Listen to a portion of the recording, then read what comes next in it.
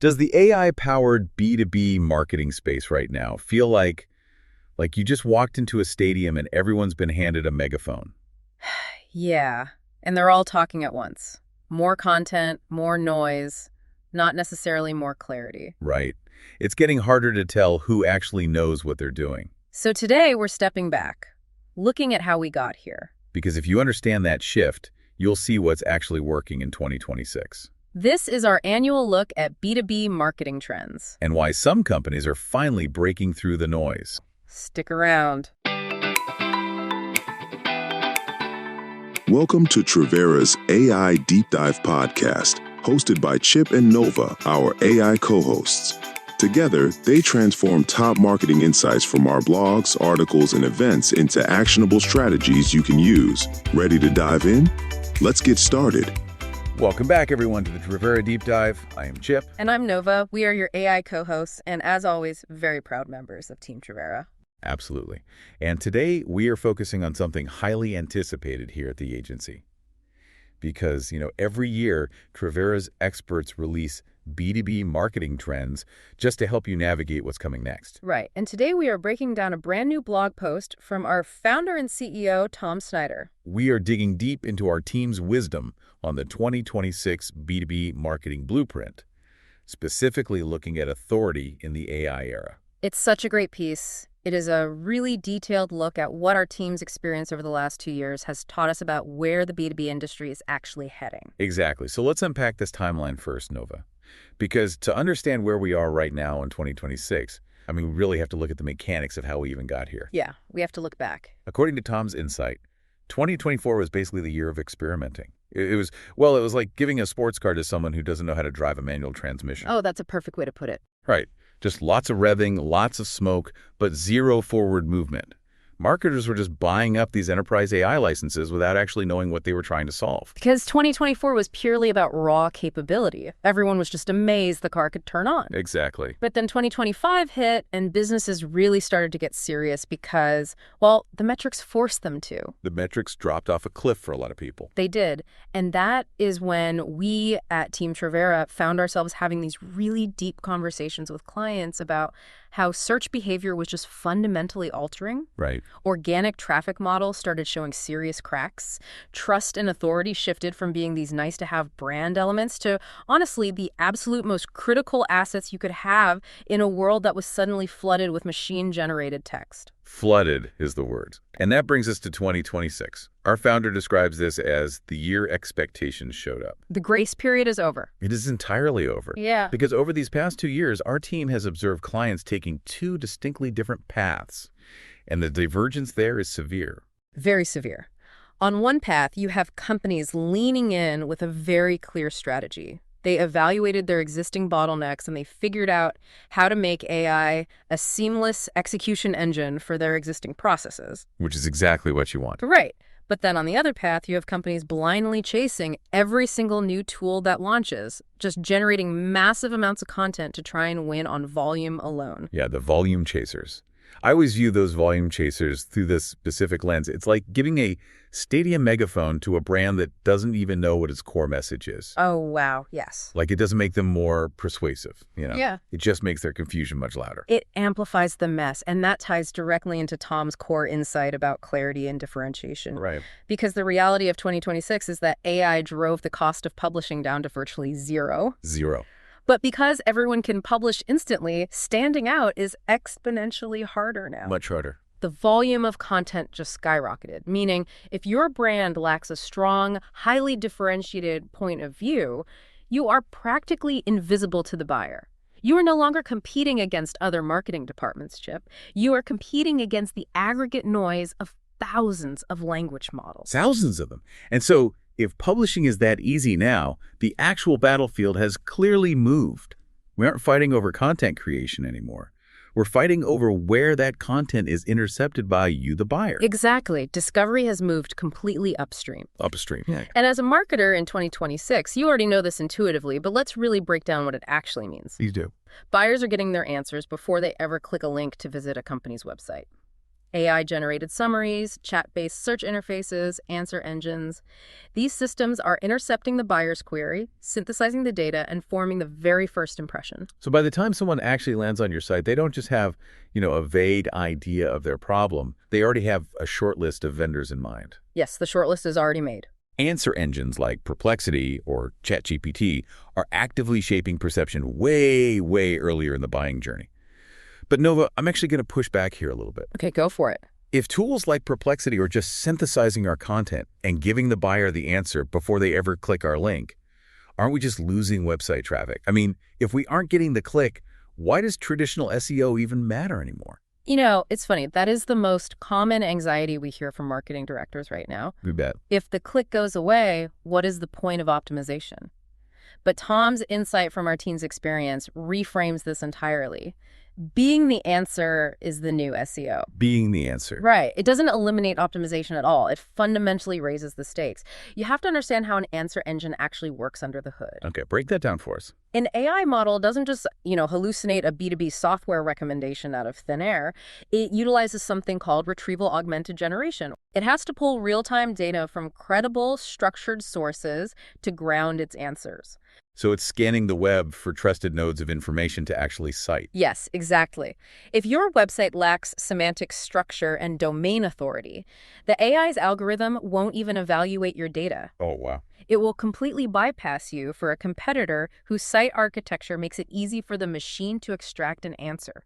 So you aren't optimizing for a human to scan a list of 10 blue links anymore. Right. Those days are gone. You are structuring your data so a machine can confidently reference you as the definitive source. If you don't make the AI's shortlist, you don't make the buyer's shortlist.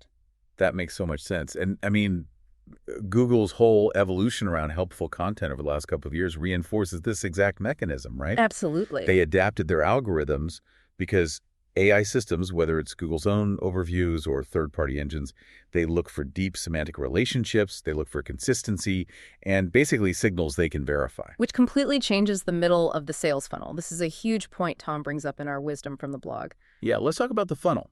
Because of this upstream discovery, prospects are arriving at your doorstep highly informed. They've totally bypassed the 101 level education. They have, which, dramatically shortens the sales cycle if it's handled correctly, but it places a massive, massive burden on your sales and marketing teams. How so? Well, when a prospect reaches out to you now, they do not want a generic pitch deck.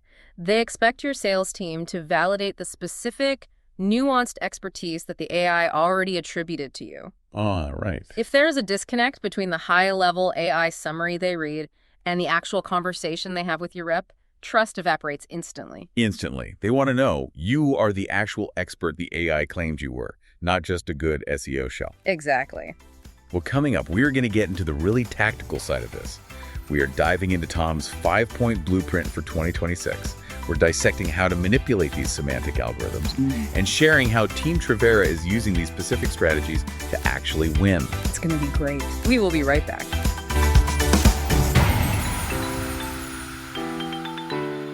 Wow, Chip, we're already into Q2. How did that happen? Right, Nova. And if Q1 taught us anything, it's that things aren't slowing down. AI, search shifts, content demands, analytics, it's a lot to keep up with. That's exactly why companies trust Trivera. We don't just react to change, we help our clients stay ahead of it. Strong fundamentals, smart strategy, and the right tech, all working together to drive measurable growth, not just activity. In a world full of noise, it's not about chasing traffic anymore. What matters is results you can see, track, and build on quarter after quarter. It's about building a digital presence that actually performs. So if Q1 didn't deliver what you expected, Q2 is your chance to reset and get it right. Visit Trivera.com and start building a strategy that drives real results. Trivera, 30 years of digital marketing that moves the needle.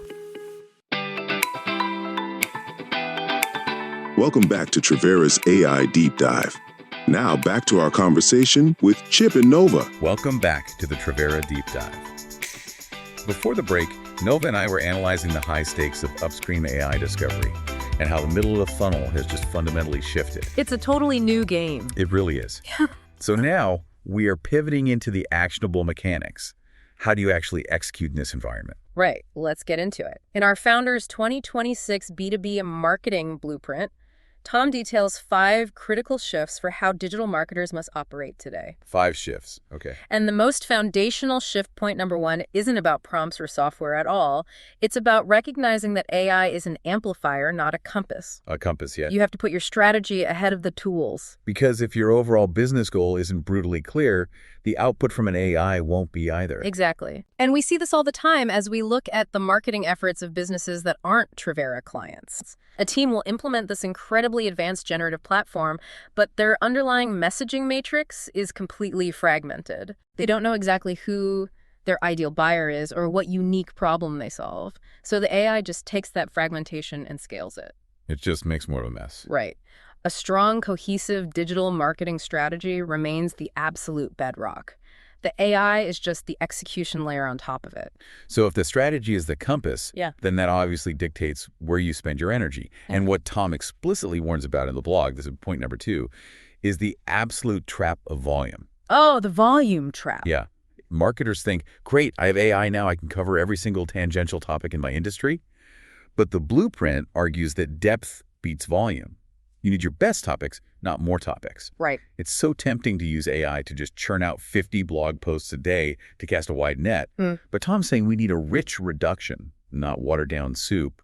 Depth is the only way an AI engine will see you as an actual expert. A rich reduction, not watered-down soup. I love that phrasing. It captures the mechanical reality of how large language models evaluate domains today. How so? Well, let's look at the cannibalization effect.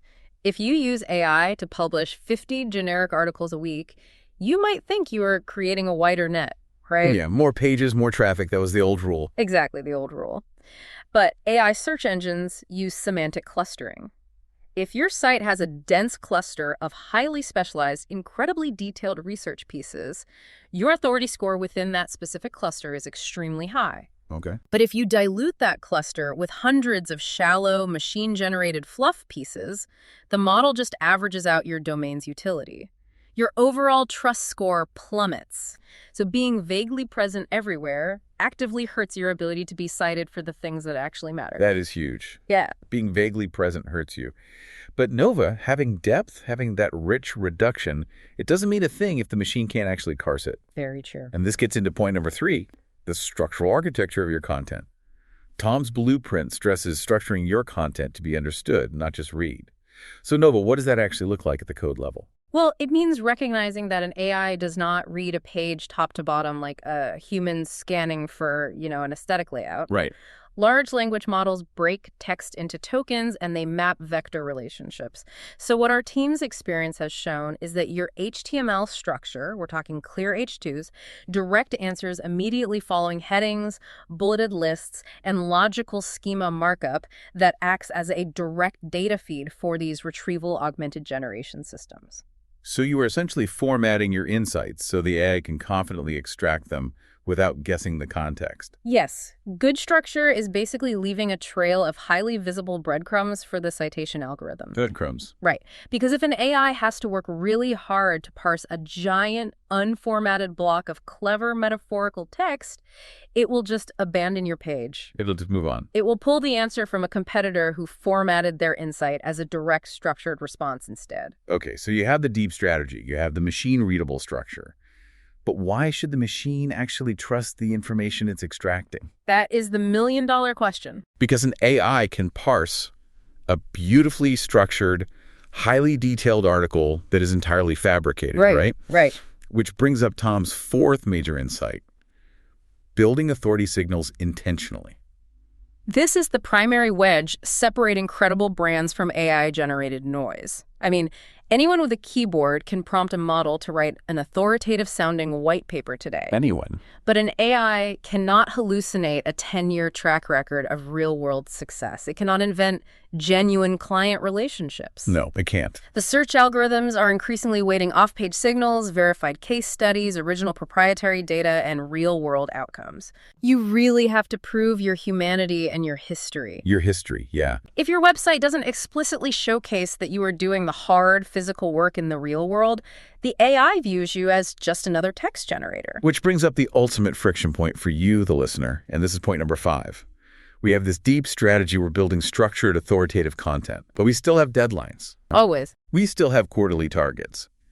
If I am an exhausted marketing director, the temptation to just let the AI do the thinking for me is massive. How do we practically draw the line? It's tough. Tom's blueprint frames this as using AI to accelerate execution, but never to replace thinking. And the boundary there really comes down to distinguishing between insight and output. Insight and output.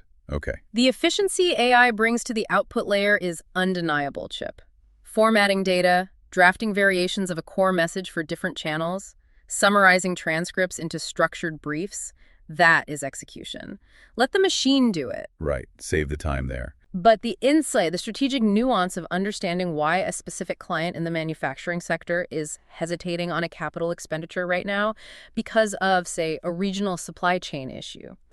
That empathy and contextual understanding has to come from the human marketer. It has to. Because if you outsource the thinking, you completely lose the differentiation. You lose what makes you valuable. Let's bring this out of the theoretical, Nova. Let's talk about how we walk the walk here at Trivera. Yes. Because we aren't just observing these trends for our clients. We are living them internally every single day. How is Team Trivera practically applying this 2026 blueprint behind the scenes? Well, we use AI constantly, but strictly within the parameters Tom laid out. We use it to improve our internal workflows. It completely supports our content development by handling the heavy lifting of research aggregation. Which saves hours. Hours and hours. And it brings extreme consistency to the execution side of what we do. It allows our team to move faster and stay perfectly aligned across highly complex, multi-tiered campaigns. Right. But the vital distinction here is that the AI does not dictate the campaign. The value is entirely in how the technology supports the strategy that Team Trivera already established. It's just a beautiful irony to me. We are a 30-year-old firm.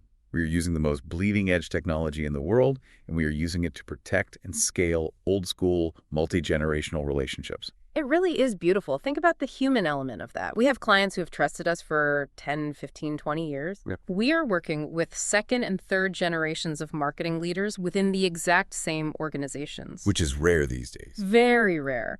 And an algorithm did not create those relationships.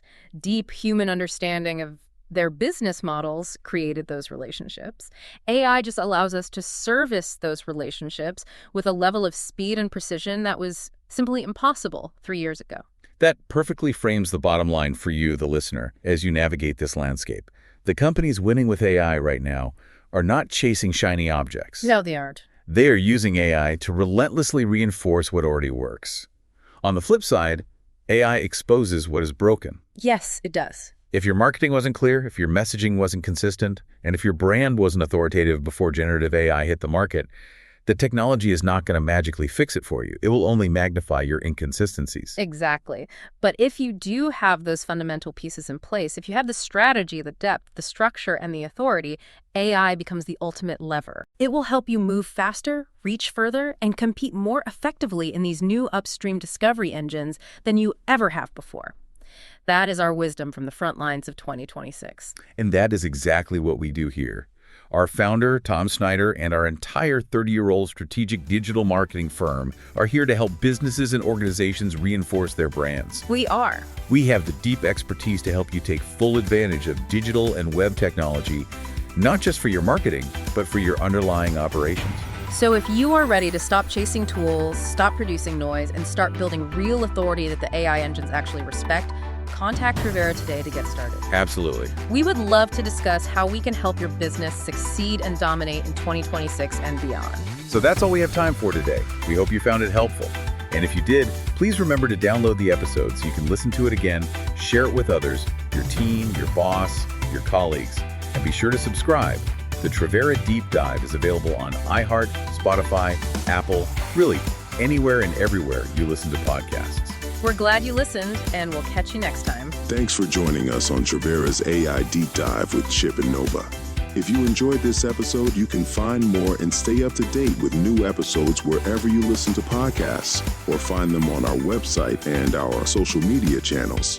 And don't forget to visit us at Trivera.com to learn how we can help take your marketing to the next level. Ready to talk? Reach out. We'd love to hear from you. See you next time.